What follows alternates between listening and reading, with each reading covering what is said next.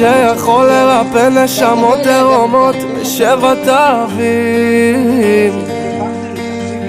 לקחתי את המניות, עשיתי אותם מניות, הפסקתי לספור חטאים, שמעתי אתה עורך דין, תיקון בלילות הקרים, איך בכיתי לך. לך תבין את איש הפלא ולא תמצא, כי אין כאלה 148 איש האלוהים, ועד שלא תטוס אליו אף פעם לא תבין.